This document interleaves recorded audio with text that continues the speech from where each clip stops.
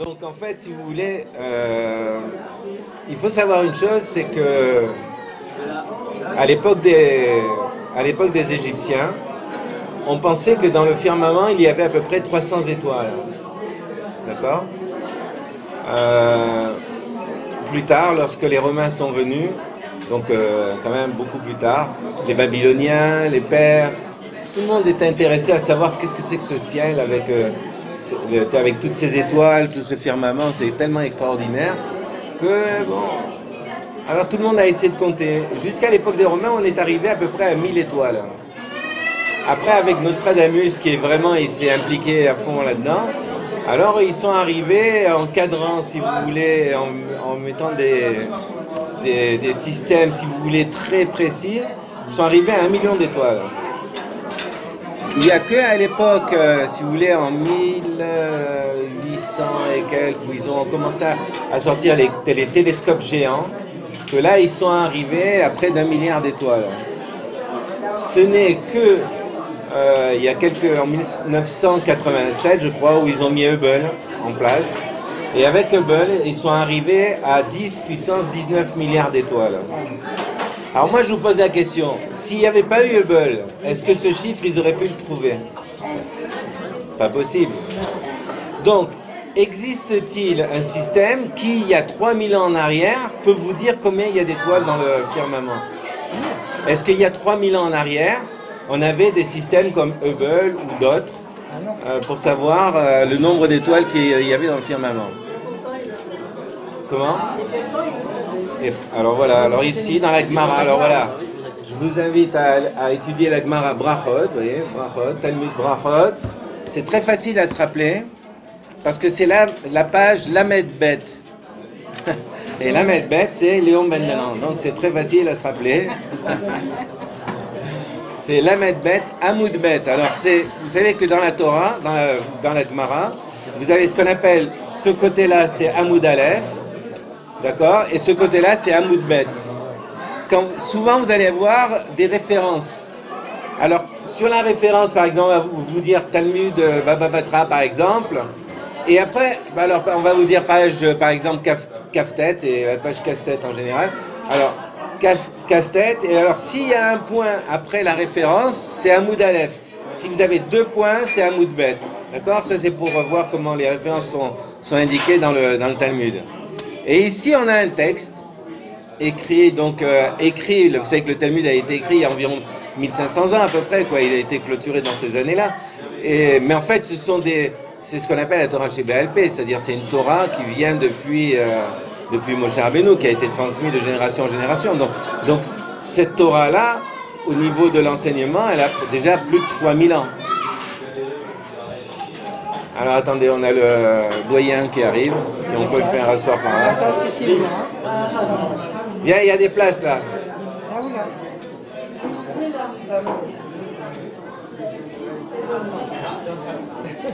Ici? Donc, voici ici un passage sur le Talmud, à propos de la prière justement, où on va voir que le peuple d'Israël se plaint contre Hachem en lui disant « Tu nous as abandonnés ». Alors regardez bien, voici le texte du Talmud. Pour ceux qui ont des calculettes, préparez-vous. « Vatomer Tzion azavani Hachem veshachachuni » Tu nous as abandonnés et tu nous as oubliés. C'est pas seulement tu nous as abandonnés, mais non seulement tu nous as abandonnés, mais en plus tu nous as oubliés. Voilà ce que le peuple d'Israël a dit à Kadosh Baruch Hu. Alors, voici la réponse d'Hachem. Ayenu azavuni, ayenu shachachuni. Où tu as vu que je t'ai abandonné, où tu as vu que je t'ai oublié, où tu as vu... Alors voici ce que Resh Lakish il va nous dire. Resh Lakish c'est toujours celui qui est en relation avec les étoiles. Amar Resh Lakish, Amra Knesset Israël. Lifna Kadosh Baruch Hu. Voici ce que le peuple d'Israël a dit devant Kadosh Baruch Hu. Ribono Shalolam, maître du monde. Adam Nose Isha Alishto Rishona. Si un homme il se remarie, par exemple il a perdu sa femme et il doit se remarier avec une deuxième femme, Zocher Maaser Rishona, il se souvient toujours ce qu'il a vécu avec la première femme. Ata, toi, Hachem, Azaftani, Tani, tu nous as abandonnés et tu nous as oubliés. C'est-à-dire, nous, on était ta première femme. Eh ben, Walou, tu nous as laissé tomber complètement. Amarla, Kazouborou, voici la réponse Hachem. Betty, ma fille, donc quand il s'adresse au peuple d'Israël, il s'adresse en tant que femme. Ma fille. Ma fille, oui, père, mais il considère le peuple d'Israël comme une femme. Oui, oui, son épouse. Pour vous donner un exemple, vous savez que pratiquement, il n'y a pratiquement pas de brachot négatives. Or, vous savez que le matin, quand on fait les brachot, à un moment donné, on va dire Baruch Ata Hashem, Shelo Asani Goy, tu nous as pas fait Goy. Shelo Asani Evet, tu nous as pas fait esclave. Shelo Asani Isha, tu nous as pas fait femme.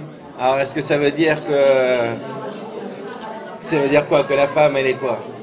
Alors, en fait, il faut savoir que j'ai appris ça il y a très très longtemps par un Rav un Rabbi Lubavitch, tiens, qui m'avait tout simplement indiqué, alors ceux qui sont contre les Lubavitch, et là, vous pouvez fermer vos oreilles,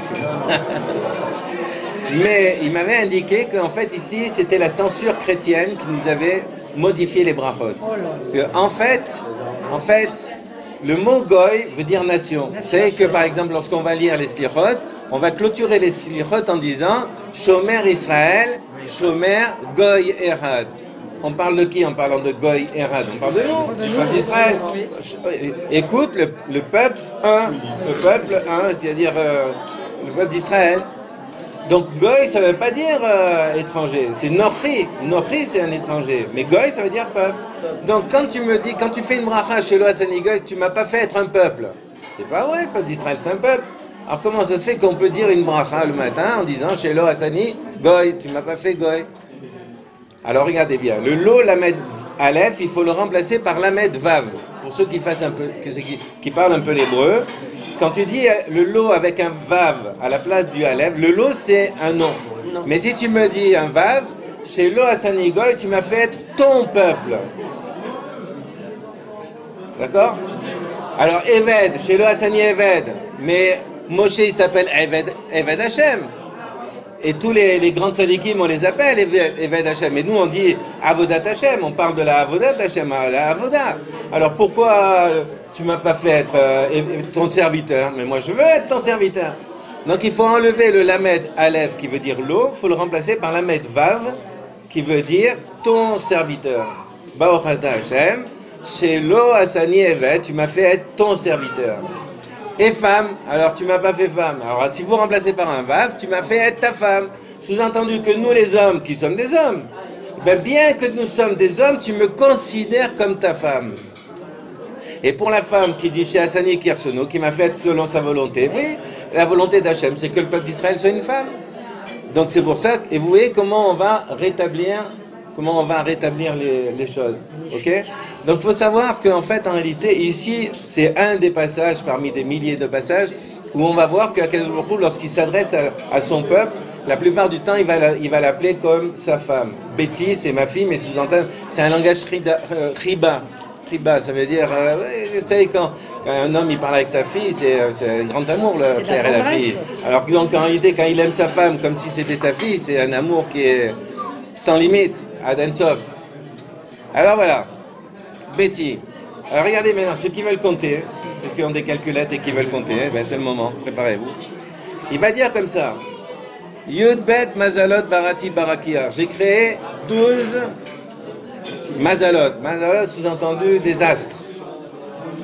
Des plus loin astres. C'est les signes du zodiaque, Mazalot. Voilà, Mazalot. Ve'alkol mazal ou mazal barati lo shlosha chayil. Et sur chaque mazal, j'ai construit 30 chayil, 30 guerriers, on va dire. Chayal. Le chayal, c'est le soldat. J'ai 30 soldats, sous-entendu, 30 soldats qui tournent autour de chaque mazal. Donc prenez 12 multiplié par 30. C'est des mois de 30 jours, quoi. Pardon? En gros, c'est des mois de 30 jours. Vous allez voir. Vous prenez 12 multiplié par 30.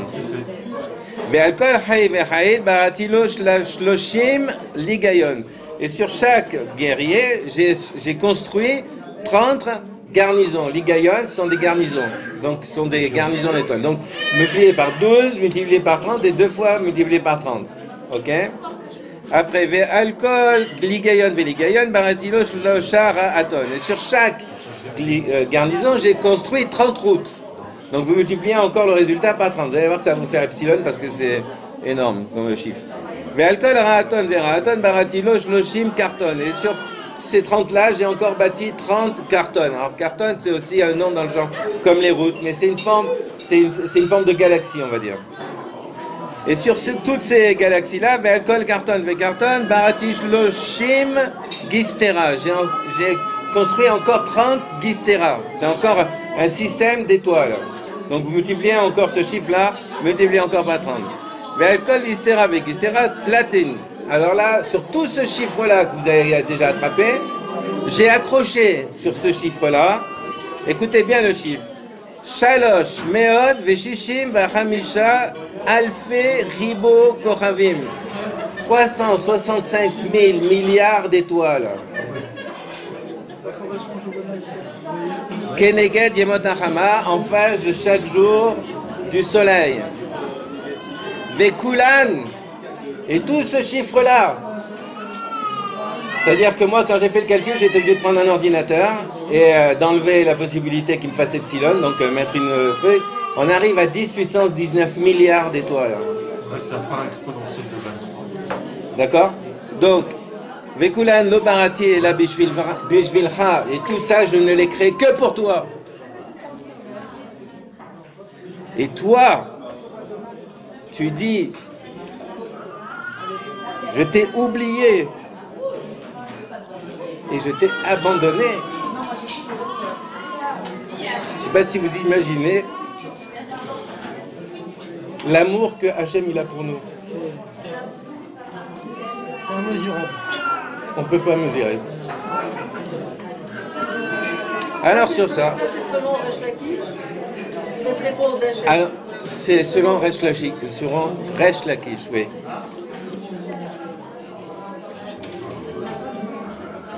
Donc c'est Lamed Bet, c'est au milieu de la page. Vous pouvez le retrouver facilement. Et aujourd'hui, vous savez que les Gmarot sont traduites en français. Donc vous pouvez même l'acheter avec Brachot en français. On peut leur dire que Obol, ça sert à rien. Comment? On peut leur dire que Obol, il sert à rien. Ah oui, Obol, il sert à rien. Il fallait qu'ils consultent la Gemara, ils auraient eu le chiffre tout de suite. Mais ils ne l'auraient pas cru avant de le vérifier. Voilà, ils Ça, leur n'auraient pas problème. cru avant de vérifier. Ce sont des scientifiques. Vérifier. Comment? Les commentaires aussi sont en français. Non, les commentaires, c'est moins ça. Non, mais pas là. Non, dans les traductions. Ah, la traduction plus les commentaires, c'est tout en français, oui, oui, oui. Chaque mot sont traduits, chaque mot est traduit, chaque phrase. Et vous savez que la Gemara, elle ne dit pas tout, donc ils vont traduire et ils vont traduire ce que la Gemara veut dire aussi. Et après, vous avez en dessous, vous avez les commentaires, c'est-à-dire on va vous chercher des fois un peu le marcha, un petit peu de... On vous rajoute une petite salade à l'italienne. D'accord. Bon, alors voilà, maintenant que nous avons commencé à faire cette mise en bouche, on va attaquer le gros du travail de la prière de Moshe. Alors maintenant, regardez bien. D'abord, il faut savoir qu'on a Amar Rav Chama Rabbi Hanina. Donc il a dit Rav Chama, fils de Rabbi Hanina. Il manait Shlosha Mikrot Alelu Nitmodetu Reglehem Shel Sonné Israël. Si ce n'était pas ces 3 psukim là que nous allons citer maintenant, ils auraient été coupés les pieds des ennemis d'Israël. Alors quand la Gemara elle parle des ennemis d'Israël, c'est ce qu'appelle un langage saginaor, un langage d'aveugle. Sous-entendu qu'en réalité on n'est pas en train de parler des ennemis d'Israël, on est en train de parler d'Israël eux-mêmes. Ouais, vous comprenez, non? Pas encore. Alors je vous explique un peu mieux. Ah ouais, on a voulu faire le cours ici, mais... Eh oui, au lit les bébés. Alors regardez bien, ils auraient été coupés les pieds des ennemis d'Israël, sous-entendu. Vous savez que de la même manière que dans une journée, vous avez 12 heures de jour, 12 heures de nuit, d'accord? De la même manière, et ben dans tout système, il y a du bon et du mauvais. Regardez-nous, par exemple, nous sommes des bons êtres humains. Mais pourtant, à l'intérieur de notre estomac, ce que nous venons de manger va devenir du mauvais qu'il va falloir évacuer, d'accord? Et on a beau les évacuer, ils reviennent quand même. C'est une génération spontanée. Alors donc, En fait, en réalité, là aussi, c'est pareil. Puisque dans un corps humain, vous allez avoir du bon et du mauvais, puisque dans une journée, vous avez de la nuit et du jour, et bien également dans un peuple, vous avez du bon et du mauvais. C'est exactement pareil. Oui. On peut pas, c'est pas possible de toute façon de pouvoir changer ce système. C'est éternel. Pour tout le monde, c'est pareil. Et donc là, on va parler donc des sonnés Israël. Sonnés Israël sont donc des juifs qui, bon, ça aussi, je vous l'expliquerai. Des ennemis à l'intérieur. Alors ce Shabbat, vous aurez une explication, pour ceux qui sont encore là, concernant les ennemis d'Israël. Il faut comprendre un peu ce qui se passe et qu'est-ce que Hachem il attend de nous vis-à-vis de ces personnes-là. Alors là maintenant on dit que même les ennemis ils auraient été coupés, mais grâce à ces psukim-là, qu'on va lire là maintenant, et ben, même eux ils sont sauvés. Même eux ils rentrent dans le compte d'Israël et on ne va pas les toucher quand même. D'accord? Même les mauvais on ne va pas les toucher quand même. Grâce aux psukim qu'on va lire maintenant. Alors regardez bien. Hadirti, voici le premier. Vacher areoti. Parce que tu leur as fait du mal. C'est Eliaou Hanavi qui va s'adresser à Hachem. Il va dire, mais dis-moi, tout ce qu'ils sont en train de faire là, tu leur as fait du mal. Tu les as fait souffrir. Alors maintenant ils t'abandonnent. Mais dis-moi, tu as vu les épreuves que tu leur as données? Qui c'est qui peut supporter ces épreuves? Personne. Alors ils t'ont abandonné. Areoti, tu les as fait souffrir. Alors voici le deuxième, écoutez bien. Voici un passage qui est dit par un prophète qui est la parole d'Hachem. Lui-même, c'est Hachem qui parle. Et qu'est-ce qu'il dit Hachem? Il dit, comme l'argile dans les mains du potier, comme ça vous êtes entre mes mains, Beth Israël, maison d'Israël. Ok, alors qu'est-ce qu'il y a tant pour faire le potier? Alors tu dis que nous on est entre tes mains et tu es en train de nous malaxer pour qu'on devienne une belle poterie. Alors ne nous fais pas tordu. Ne nous fais pas tordu. Fais-nous une belle poterie, quelque chose qui soit agréable à voir. Qu'on soit un bon peuple. Donc ça veut dire qu'en réalité, s'il y a des fauteurs en Israël, c'est parce que lui, Kadosh Baruch Hu, ne fait pas son job. Eh oui, puisque regardez, le pasuk c'est lui-même qui dit. Non. Iné que Chomer beyada yotzer, comme la poterie que Chomer, l'argile entre les mains du yotzer, c'est-à-dire du potier, Ken atem beyadi bet Israël, comme ça vous êtes entre mes mains bet Israël. Alors pourquoi tu te plains qu'il y en a qui font des bêtises? Ne te plains pas, t'as qu'à nous arranger comme il faut. Verhat dirti, mais voici un autre qui dit, qu'est-ce qu'il dit celui-là? Alors celui-là il est encore pire que les deux autres. Va siroti et lev even. Je vous enlèverai votre cœur de pierre, mi besachem, de votre cœur, de votre chair, venatati lachem lev basar, et je mettrai à la place un cœur de chair. Alors Castiatan, fais-le, fais-le. Alors là, je peux vous dire la référence, oui, c'est dans Cheskiel, la Medvav, 36. Rav Papa Amar, comment? Oui. Amar Meacha, donc lui, Rav Papa, il va nous dire qu'il y a un autre passage qui dit Ve'et ruchi eten bekir bechem ve'asiti et asher bechukai telechu. Mon esprit, je mettrai parmi vous et je ferai que vous marcherez dans mes lois. Qu'est-ce que tu attends?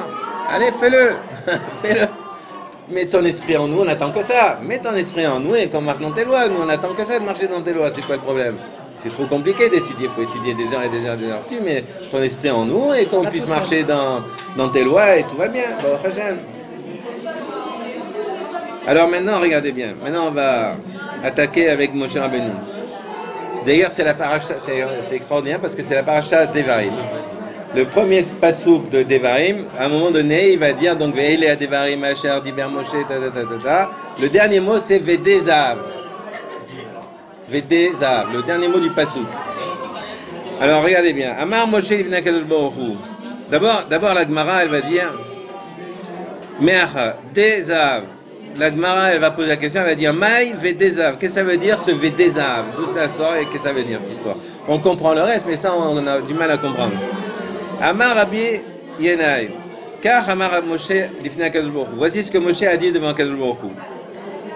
Ribono shel olam, maître du monde, bishvil kesef vezav she'aspa lahem leIsraël, ad shamu dai hu gorem she'asu et ha'egel.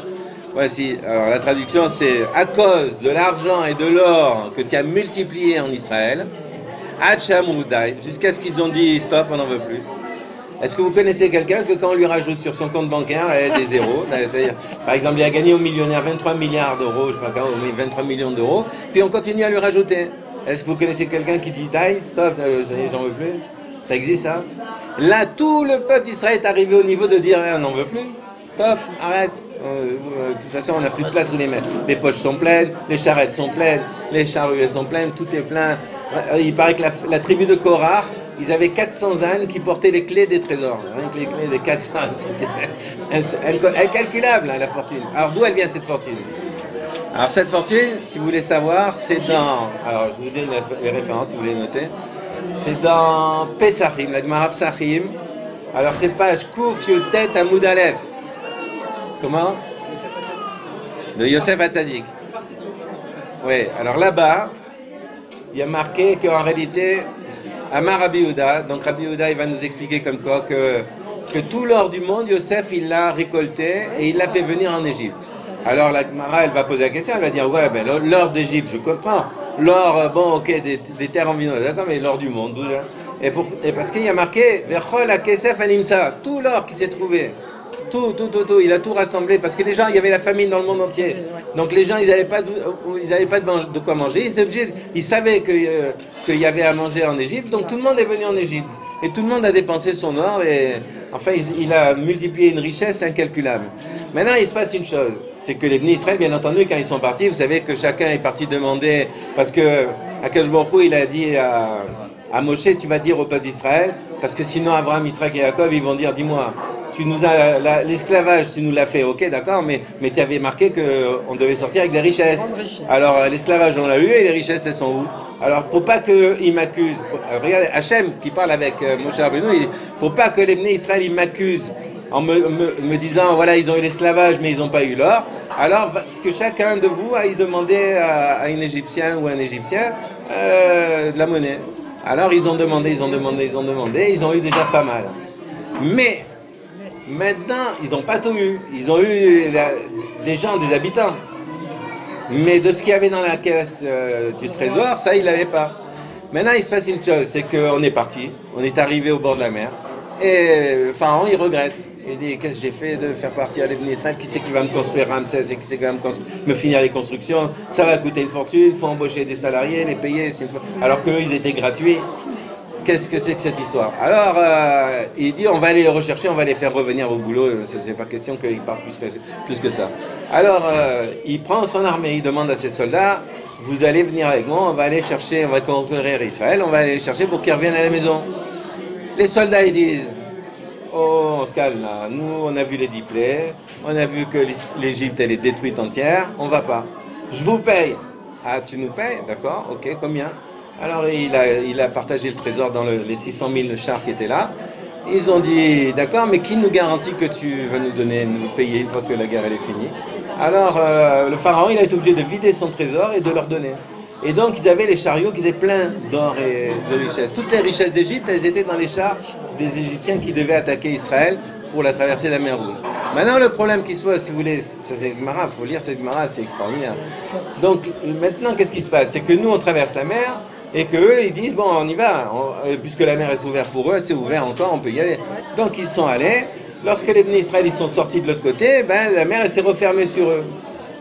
Et là, il va se passer un événement, c'est Gemara Pesachim. Alors Gemara Pesachim, c'est un peu avant cette page Koufiyutet, c'est, je sais pas, Koufiyutred, un truc comme ça, ou Koufiyut Zaïn, Amoudbet aussi, où il va y avoir tout un problème avec Akadosh Baruch Hu et le prince de la mer Rouge. Parce que Akadosh Baruch Hu va dire à la mer Rouge, va lui dire, rejette-moi tous ces hommes-là, tous ces cavaliers-là. Moi j'avais promis à Israël des richesses, les cavaliers ils sont remplis d'or et d'argent et de pierres précieuses, il faut que tu les rejettes pour que Israël récupère tout ça. Et le Sar, la mer Rouge, elle va répondre à Hachem, pour voir les dialogues qu'il y a dans la Gemara, c'est phénoménal. La Gemara, le prince de la mer, il va dire à Akadosh Baruch Hu, il va lui dire, dis-moi, t'as déjà vu quelqu'un que son patron il lui donne un salaire et puis après il lui demande de rendre le salaire? Moi tu m'as donné un salaire, je les garde.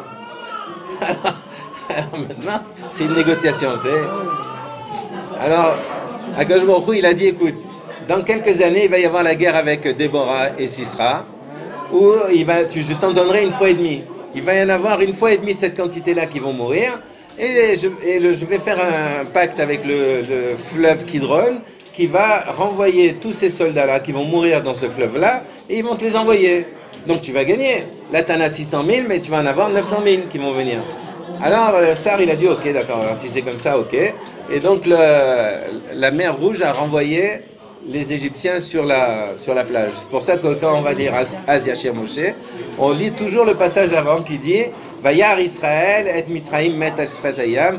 Israël a vu l'Égyptien mort sur la sable des mers. Donc maintenant, regardez bien, les Bnei Israël, ils se retrouvent avec tous parce que les Égyptiens, Israël, c'est marqué dans la Gemara là-bas, Miktane Emunayu, ils avaient une petite Emuna. Ils se sont dit, nous on a traversé par là, parce qu'ils n'avaient pas vu que les Égyptiens étaient noyés dans la mer. Donc ils se sont dit, mais les Égyptiens c'est des malins, ils connaissent le terrain, qu'est-ce qu'ils vont faire? Ils vont faire le tour, et ils vont nous attaquer par l'autre côté. Alors Akadosh Baruch Hu, il a dit, vas-y, sors-les de là pour qu'ils les voient et qu'ils sont morts.